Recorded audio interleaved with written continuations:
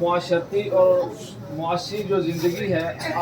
کہ اس میں ایک سب سے بنیادی چیز جس پر اللہ تبارک و تعالیٰ کہہ رہے ہیں کہ دنیا میں سب کچھ میری وجہ سے ہوتا ہے، سب کچھ اللہ تبارک و تعالیٰ کا۔ تو اللہ تبارک و تعالیٰ اس صورت کو بھی بیان کر کے یہ بتلانا چاہ رہے ہیں کہ دنیا میں رہتے ہوئے آپ جو بھی کریں صرف اور صرف میری رضا کے لیے کریں کہ کیسے میں راضی ہو جاؤں۔ اور ہمارا مقصد بھی یہی ہے کہ انسان چاہتا بھی یہی ہے کہ میں دنیا میں ایسی زندگی گزار کے چلا جاؤں کہ مجھے آخر میں جاتے ہی اللہ تبارک و تعالیٰ جنت میں داخلہ آسان کر، اور اسی کے لیے صبح سے لے کے شام تک کوشش کرتا ہے کہ کیسے میں اپنی اس دنیا کو بھی کامیاب کر لوں اور آخرت والی زندگی کو بھی کامیاب کروں۔ اور اخلاص اللہ تبارک و تعالیٰ کے ہاں بہت قدر و قیمت والی چیز ہے، بہت اہمیت والی چیز ہے اخلاص، کہ اگر نماز انسان پڑھ رہا ہے تو اس میں بھی اللہ تبارک و تعالیٰ کی رضا مقصود ہے۔ یہ نہ ہو خیال کہ جی فلاں مجھے دیکھ رہا ہے جی میں بہت نمازی ہوں۔ حدیث پاک میں بھی آتا ہے کہ ایسے لوگوں کو اللہ تبارک و تعالیٰ منہ کے بھل گھسیٹ کر جہنم میں پھینک دے۔ رکھ رہے ہیں، زکات دے رہے ہیں، حج کر رہے ہیں، آپ صلی اللہ علیہ وسلم علیہ اخلاق بتا رہے ہیں، جو بھی کام کر رہے ہیں اس میں اپنی نیت کو درست کرنا۔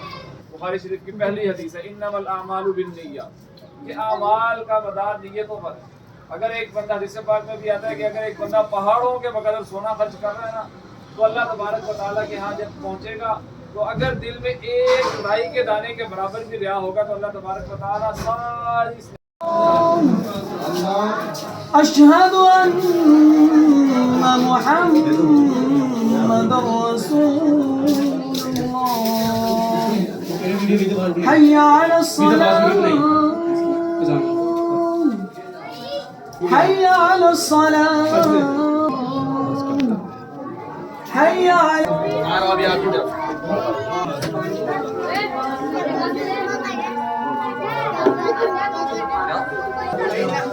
رمضان يلا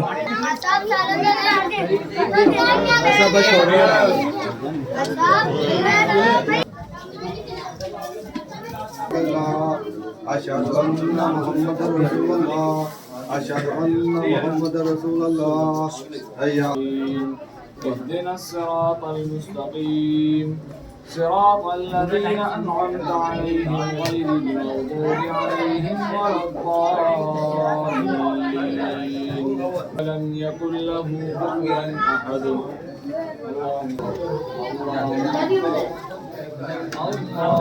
الله